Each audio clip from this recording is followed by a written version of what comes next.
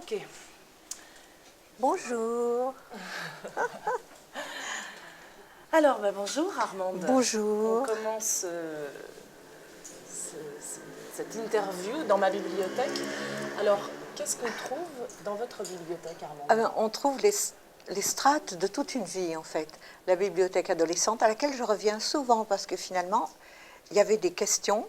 Et le questionnement, même si j'ai lu énormément de livres qui étaient censés me donner des réponses, qui sont magnifiques, qui ont plein de propositions, régulièrement, je reviens au questionnement de départ. Alors, notamment avec, je crois... Le théâtre, par exemple, théâtre, ça me rappelle toujours le conservatoire, bien sûr, mais en même temps, je me suis aperçue que petit à petit, j'ai changé de livre de chevet. Quand j'étais très jeune, j'étais avec Don Quichotte, j'adorais Don Quichotte. Je me sentais Don Quichotesque, avec un complexe de sainteté incroyable, je voulais sauver le monde, etc., etc. Et petit à petit, par exemple, Cyrano a remplacé Don Quichotte, parce qu'il est plus lucide. Il a aussi cette phrase de Cocteau que j'adore, l'humour et la... Comment il dit ça? L'humour et la politesse des désespérés. Oui. Voilà, l'humour et la politesse du désespoir. Et c'est d'une grande tristesse et en même temps d'un panache, d'un humour, et puis surtout d'une éthique incroyable.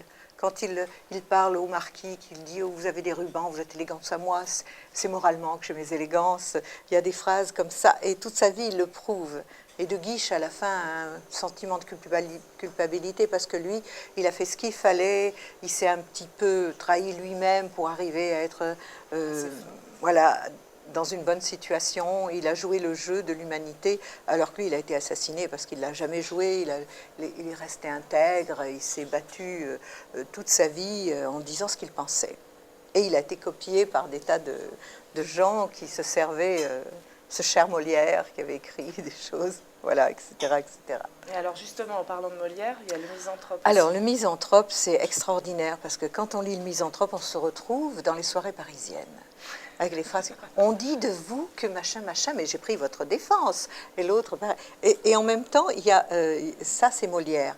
Et dans le Misanthrope, il y a cet homme qui explique pourquoi il n'aime pas l'humanité, mais pour de bonnes raisons. Il dit toujours, je hais la terre entière. On lui dit, mais pourquoi c'est possible?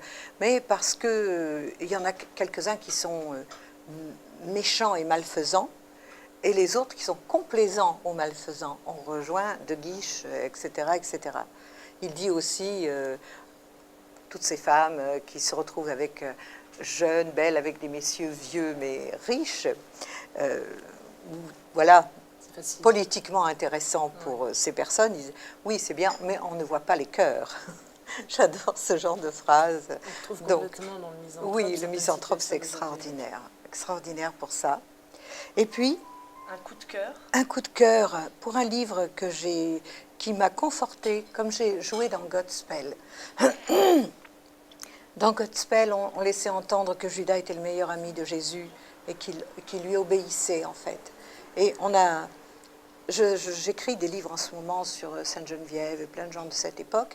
Et en 180 quelques, il y a un monsieur, un genre de prêtre, qui avait le pouvoir à l'époque, qui s'appelait Saint-Irénée, a décidé de détruire... il y avait une trentaine d'évangiles et de garder tous ceux qui correspondaient à ce qu'il fallait politiquement. Voilà, Jésus a échoué dans son pays, il voulait changer, améliorer, donner les lumières à son pays, et en fait il a échoué, mais il a réussi dans le monde. Sa communication extraordinaire et son charisme a été récupéré à d'autres fins. Il a dépassé, voilà. Et quand on découvre l'évangile de Marie-Madeleine, extraordinaire, femme de pouvoir, libre, riche, et pas du tout la prostituée qu'on croit. Ouais. Et puis quand on découvre l'évangile de Judas, c'est bouleversant. Alors, je peux prendre un parti scandaleux pour beaucoup de gens, mais Jésus, dedans, dit que le Dieu qu'on adore en son nom et au nom de tout le monde est un démiurge qu'il n'aime pas du tout, qui a eu le pouvoir de créer la matière et qui a désobéi à la véritable âme, au véritable esprit. Et il y a une relation entre lui et Judas bouleversante. Et ça, c'est un livre que vous avez découvert récemment?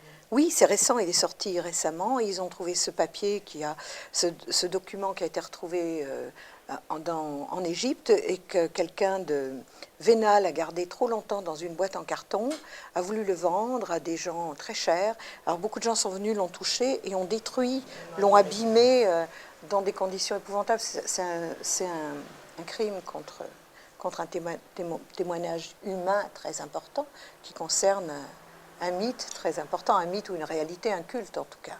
Alors, on revient à vos amours Musical. musicales. Avec Oh, il y en a beaucoup, bien sûr, là, même dans un les livres aussi. oublié, Un artiste oublié qui moi, m'avait séduit dans les années début 70, quand je jouais Godspell en 71-72.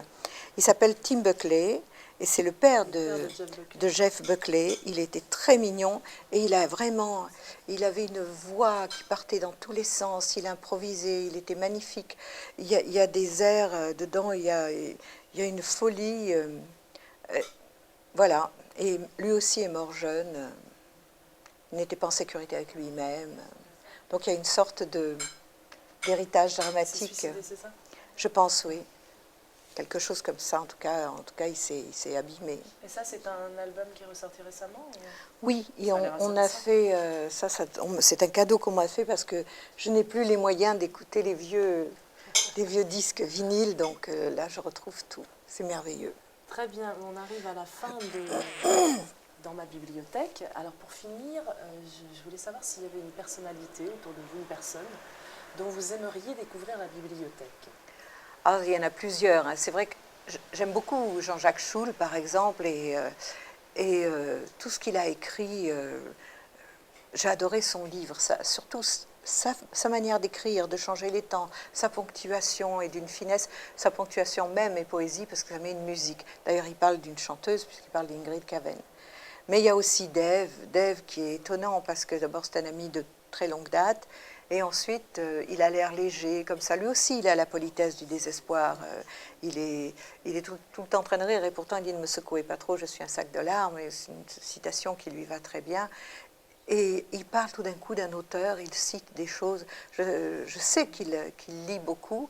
Je serais très curieuse de voir sa bibliothèque. Mais chaque fois qu'on se voit, on mange, on fait les fous, on se rappelle nos vieux souvenirs et on oublie. Eh bien, on va essayer pour vous d'aller découvrir la bibliothèque de Dave dans les prochains numéros à ce moment-là.